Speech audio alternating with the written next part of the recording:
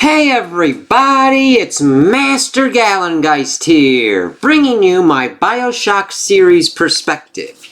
Yeah, and I really do enjoy this series, even though I mainly enjoy the first BioShock and BioShock Infinite. Granted, BioShock 1 the most. BioShock 2 isn't bad, but it's kind of different in how it kind of works its way out. And that it really doesn't connect as much. I mean, you are in Rapture and everything, but it's kind of done in a different kind of style. Whereas I think they kind of needed to do more of a little bit of what they did with Infinite and kind of went to a new kind of route. And granted, this isn't bad. I do like that it takes a different kind of approach of you playing the Big Daddy, whereas in the first one you fight the Big Daddies. So, BioShock is a first-person shooter series and deals with interesting kind of themes going through and usually exploring different kind of cities. Rapture in 1 and 2, Columbia in BioShock Infinite.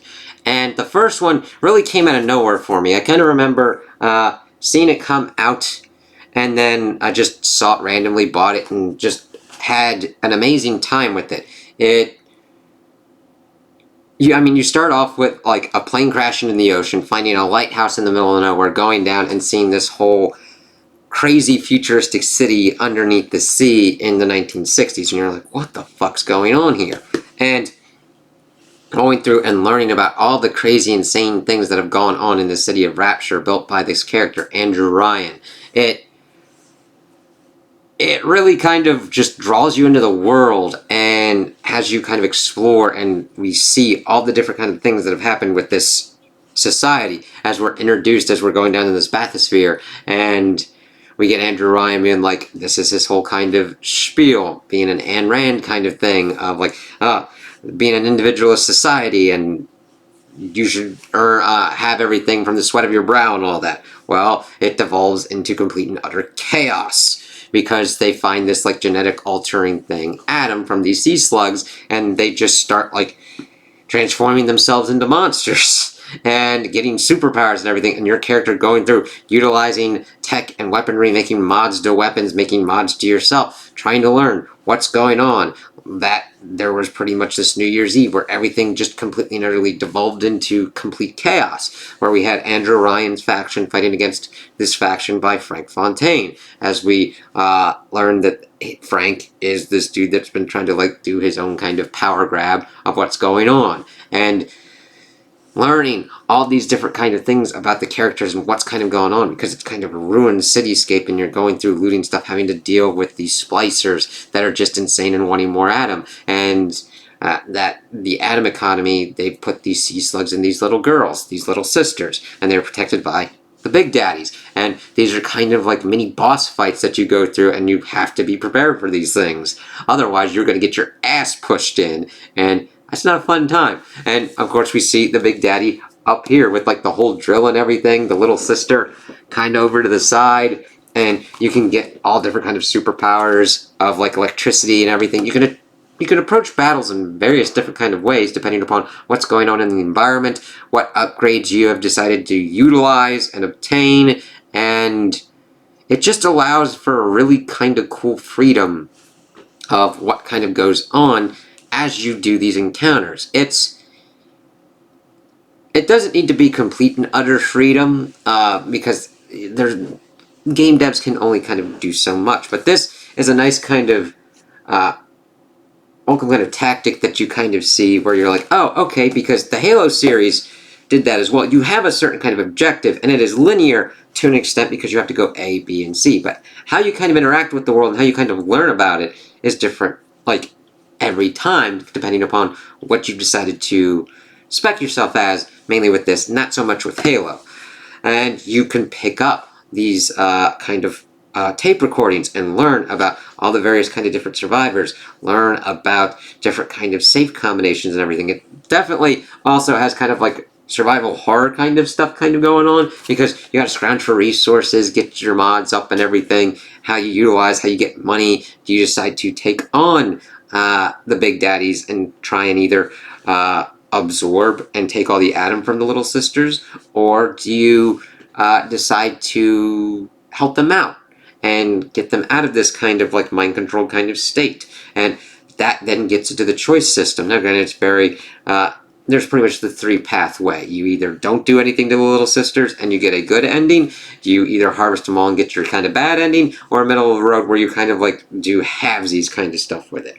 But you go through, you see how these characters just are trying to go after their own kind of self-interest, and how they kind of come into conflict with each other, and how they try and kind of resolve these kind of conflicts, while you're just like, I want to know what's kind of going on, before you get to the kind of big reveal that you are Andrew Ryan's illegitimate child that Frank Fontaine has pretty much utilized and weaponized into their own kind of killer. Because we get stuff from this Atlas character saying, would you kindly, all the time, as we get the whole big reveal in this one, where would you kindly is the phrase to pretty much utilize him to be mind controlled and do whatever the person says. As we get that big kind of confrontation with Andrew Ryan, talking about how a man chooses and a slave obeys, as you beat him to death with a golf club. And we see that he's pretty much thrown away, but depending upon what kind of goes on, Tenenbaum, the one that's pretty much trying to take care of the little sisters, pretty much breaks him free, and we get our whole confrontation with Frank Fontaine at the end. And it's kind of a weird boss fight. Most of the other ones in the game, that's the final one that's kind of the weakest. I do like how you kind of go around, you see all the different kind of stuff going on in Rapture. You get all these different kind of boss fights that you have to kind of figure out how you're doing. Are you going to be more of a hacker and utilize drones and whatnot? Or are you going to go more plasmids, which are the enhancements that you have, and utilize powers? Or more kind of interesting weaponry, which can have different kind of ammos as well. It goes down to, of course, the game design choices, but the Atlas fight at the end isn't the best. It's not completely the worst, where I had like a complete and utter holy hell of a time. It's just not as interesting as it could be, and I think there were other kind of ways that they could have went with it. It's not like on a Dark Souls kind of level, where I'm beating my head against a wall trying to fucking finish this game. It's more of a like, okay, they could have designed this better, but it's not the worst thing imaginable, because this is one of those kind of core ones that I really liked and enjoyed. It really sticks with me because it really just understood what a game can be, and how it marries world building with plot and character. Because you're pretty much faceless, but then you learn about yourself and learn the whole story and figure out what kind of choices that Jack needs to make. And it just sticks with you because of all the design, all the world building, what it kind of has you think about. It's like, okay, yeah, you can kind of, there needs to be a balance between individual and society at large, and this is just like, yeah, everybody went to fucking asshole town and decided to fuck some shit up.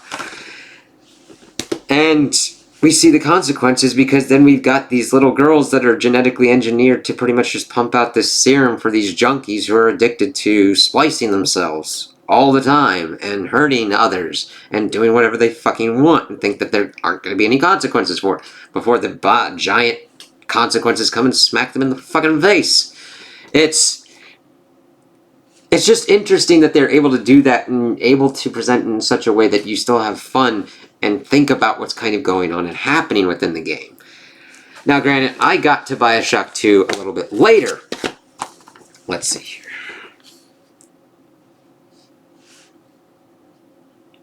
Because BioShock 1 came out in 2007, and BioShock 2 came out in 2010. And I pretty much waited this one out. You play as a big daddy. You are looking for your little sister. This is like around, let's see here. Subject Delta. That's your character. 8 years after the events of BioShock 1. Now, of course, mainly these are on the 360. That's where I played them. They are also available on other platforms as well. This one was kind of interesting to, of course, play through as a big daddy, which is the antagonist that you've had to fight in the previous game. So I did like that kind of switch up, dual wielding and using drills and all that kind of stuff. Of course, you still have the plasmids and all that, but let's see here. The undersea city of Rapture stands in ruin. Somewhere deep within Your little sister awaits. Once you protected her, now amongst hordes of genetically altered maniacs, she is your only hope for salvation. And, of course, they're inextricably linked. Depending upon what kind of happens, if one dies and the other one dies as well. It's like, oh shit, we'll have to see how this kind of works out. Let's see.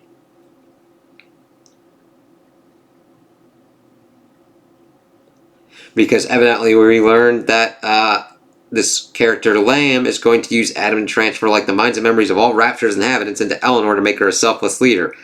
Crazy ass shit.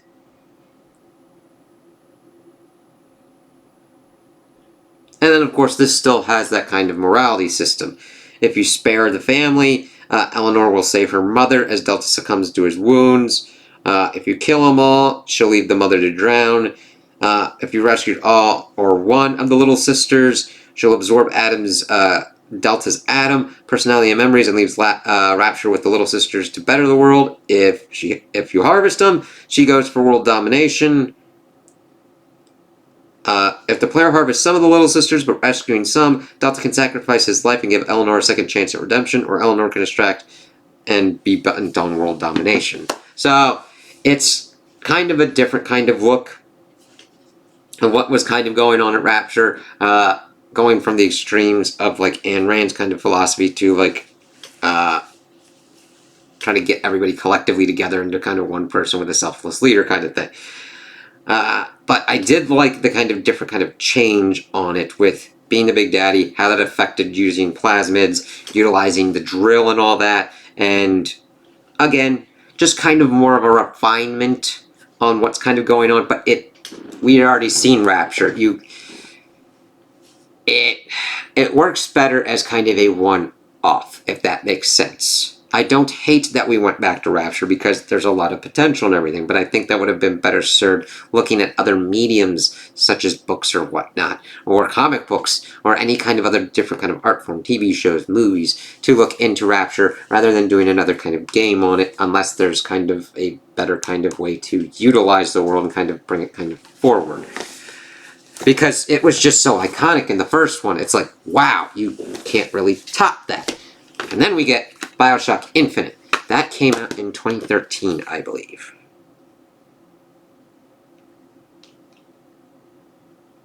Yes. And this one was definitely different. Whereas the other ones were kind of set around the 60s kind of time frame. This is set in 1912. And it's getting towards the end of the 360 kind of life cycle before we start getting into the Xbox One, PS4 generation. Man, when did you come out? March. Oh god, and then we had the reveal. But this one has you playing as Booker DeWitt as you are trying to find a character, Elizabeth, in Colombia, which is this flying city. So we go from under the sea to this city in the sky, and all the crazy and utter strange-ass shenanigans that ensue in that. This mainly dealing with alternate realities. Let's see here. The year is 1912. Deep in debt, Booker DeWitt has only one option for a clean slate. Rescue Elizabeth, a mysterious girl imprisoned since childhood in the flying city of Colombia. Forced to trust one another, they must harness an expanding arsenal of weapons and abilities as they fight to survive the threats of the city and uncover its dark secrets. And I really did like the interplay of Booker DeWitt and Elizabeth, and how they kind of changed up and could like fly around. We got this like sky grapple hook, and trying to see what's kind of going on, focusing on the differences. Granted, it goes more of the multiverse kind of stuff, so yeah, even though there's kind of like a big kind of push for multiverse and various different kind of reality kind of settings, we've had it going throughout different kind of things. So it's interesting to be talking about this series while everything else is like, oh, okay. But it's interesting seeing Booker DeWitt going against Comstock, and we've eventually learning all the kind of utter insanity that kind of ensues. That he was involved in the Battle of Wounded Knee, and that Booker gave up his daughter Anna DeWitt, and that Anna DeWitt is actually Elizabeth Comstock.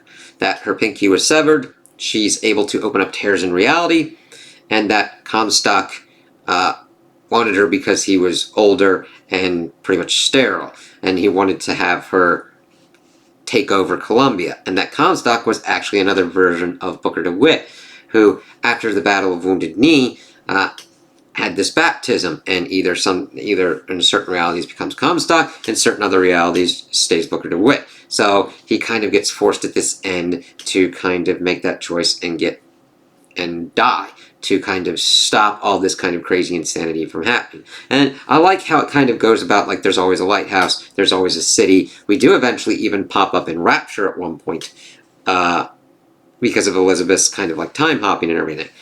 Now, this one doesn't have any kind of crazier kind of changes. It's still a nice, solid, competent FPS. Again, changeable kind of powers, changeable kind of mods and everything, depending upon the playstyle that you kind of want to play as. Now, this doesn't have the kind of endings that other ones have. It just pretty much stays with the one, even though you can still kind of pick out how you kind of want to play. Again, with the sandbox and toolbox involved. Giving players choice doesn't necessarily mean you have to give them every kind of choice and try and plan up for every kind of scenario. You can have the sandbox that you have, utilize the tools at your disposal, and let the players kind of figure out what they kind of want to do with it. That has been the strength of the Halo series, mainly along the Bungie era when Bungie was with Microsoft. Bungie nowadays, very much less so. But during this kind of era, granted, it's kind of weird to be like this era, but that kind of was what you kind of saw. Granted, most of them weren't open world kind of copy and paste fest, and some of them had interesting kind of open worlds, like GTA pioneering its kind of open world. It was vastly different than what Ubisoft's morphed into, pretty much copy-paste checklist, do this kind of shit, where essentially the world isn't kind of cool to explore. These worlds, Rapture and Columbia, I'd look around, look for nooks and crannies, look for anything to learn more about the characters, learn more about the world, and just see what weird kind of stuff that I would find. Nowadays, it's more the, like, I have, like, this world that's, like, 50 miles wide, but like barely even an inch deep, where it's like I'm not really even scratching anything or even going anywhere. I'm just like running around. Here, I'm like, okay, how do I kind of get through here? What's kind of behind this door? What's kind of going on here? That was really the strength of the first BioShock and BioShock Infinite to me. Not so much with BioShock 2, but it's very hard to kind of follow up the first kind of BioShock, and I don't envy it for its kind of place. I don't think it's the worst kind of game I've played. Hell no. I've played other ones that I have not had fun with. This one I did. Just not to the extent that I had with BioShock and BioShock Infinite. And even then, BioShock Infinite, I've had more enjoyment out of than the second one, but it still doesn't reach the heights of the first one for me, because the first one I was like, what the fuck is this? And then I learned about it, I'm like, wow. Like, you'd sit and be like, damn, that's kind of crazy what I just kind of went through. And those are really kind of powerful games and series to kind of get into. And I would definitely recommend the first BioShock. And if you're really into it, the second and Infinite as well. They won't reach that same height, but it's interesting to go through the series and see how game design decisions kind of change up and what their kind of objectives are for the stories and the characters as well. Because each one has their own different kind of themes and explorations on what they're attempting to talk about and what they're trying to get you to think about, which is a nice strength of this series. That's a hard thing to pull off. And I would definitely recommend it to just kind of like look at that and see. Now granted, first-person shooters aren't for everyone. I totally understand that. I don't know how it plays on other kind of systems, or even on the kind of current ones, but it is available for PC. It is actually on sale on Steam at the moment. Like this, it's got a BioShock kind of collection. Let's see here. Do I have anything else to really say about like Infinite. My main kind of things, and the main things that are kind of set up, are kind of like the game design choices that I brought up in the first one, and they just kind of keep going and iterate. They don't really break anything horrendously, and they don't really kind of go nutty and try and make hey, we got to reinvent the wheel here. It's more of just they get a good system in the first one, and they just kind of keep that system going in the second and third one, with certain kind of changes in quality of life, probably changes throughout. I haven't played them recently, but it's not like they go completely nuts and instead of having like the right thumbstick to look around, you have to utilize a guitar controller to do it. They don't go nuts like that and change up control schemes like that. But yeah, if you're into first-person shooters, this is definitely a series that I would recommend. It is definitely a different kind of first-person shooter, and would definitely give you kind of a palate cleanse if you're tired of Call of Duty and other kind of first-person shooters that kind of do the same kind of thing. They kind of... You get your different eras and epochs, so you always kind of have to be careful because sometimes you'll have the kind of mainstream kind of one that like most game companies are chasing, and then every so often you kind of look and you're like, what the fuck? Because that was what kind of happened here for me. Now granted, I would usually been most of a first-person shooter kind of fan because Halo kind of brought me into that. And then of course Call of Duty, but I fell off Call of Duty because Activision is stupid. And it's like, sweet, it's kind of the same. I mean, the Modern Warfare, now granted, I have to preface this, the Modern Warfare series of like the early 2000s, that's the one that I really got into. And then they kind of just started just going kind of nutty dude on. It's like, you just are throwing shit at the wall at this point, man. So then I'm like, okay, let's kind of look around at kind of different kind of ones. And most of them, I'm just like, screw it. I'm more going into single player because they devote more time to multiplayer or free-to-play kind of multiplayer ones with microtransactions that just I'm not into. And this one definitely could give you just a kind of change up if you're like, I want a story, I want to kind of explore and look around. Now those are the kind of objectives you want.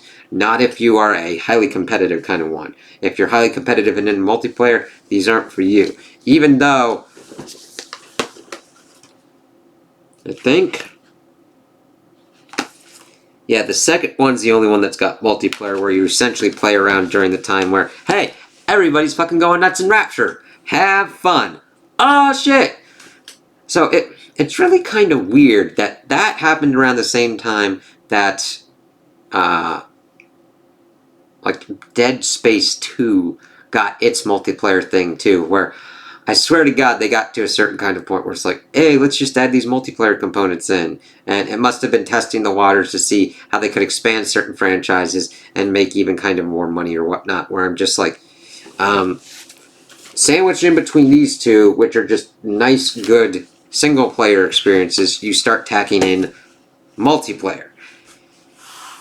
Not saying that certain universes wouldn't benefit from certain kind of multiplayer games.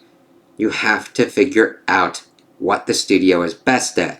You don't make a studio that mainly does single-player games just tack on a multiplayer element. If there are people in there that know how to make multiplayer games and they're able to devote the resources and time and it doesn't affect the quality of the single-player component, that's fine. But that's like trying to tell a pizza maker to make pies. Like, granted, it's within the same realm, but it's a completely different discipline. And you don't scream at them when they make something that's kind of weird or more within their wheelhouse. If they make more savory pies than dessert pies, and you want them to make dessert pies and you're not clear on that, not clear on what kind of dessert pies, that is not the baker's fault that you are tasking them with something that is out of their element and depth. Not saying that they cannot do it, but you don't... You know, it was around that time that they kept doing that kind of stuff, and it's like, okay, if you're going to do a multiplayer kind of component for certain kind of universes, find or create a studio that has that multiplayer, that expertise, knows how to make it that well. Like, I could just play around in Halo in multiplayer, and I just had fun with people. I mean, sure, we were fighting and playing the usual kind of rules of the game, but you see it change up. It's like, holy shit. Because of the design philosophies and what the business demands are nowadays. I know that's kind of weird, but it's like, I'm glad that they were like, fuck it, we're just gonna do our single player. And the thing is, let's see here. 2K Australia, Boston, Irrational Games, 2K Marin, Australia, 2K China, Irrational Games, 2K Games. There's also different kind of studios and everything that kind of like switched up, because this was the main studio and this was the main studio, I think, and I don't know how the kind of second one kind of fared with that kind of... Let me see here. Unreal 3, 2K Irrational Games. The developer was 2K Marin, so that's why. It was kind of a different developer. More almost like along the lines of you get your Dark Souls, and then Dark Souls 2 wasn't completely done by the same kind of people, I believe. And then you got Dark Souls 3, which was, again, made by FromSoft. Almost kind of like Mass Effect, where they had a different kind of team doing Mass Effect Andromeda rather than the A team. It does affect what kind of goes on. But overall, I would recommend these to people that want definitely good world building, characters, and kind of story around it, and tight gameplay that allows you to kind of experiment and do kind of different kind of things. Now, granted, within reason, within the sandbox. But this one was a nice kind of formative series for me. Mainly the first one.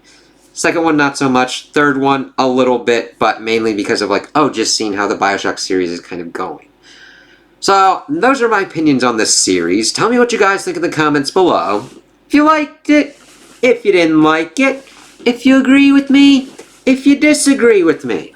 Also, like and subscribe, and I hope you have a good day.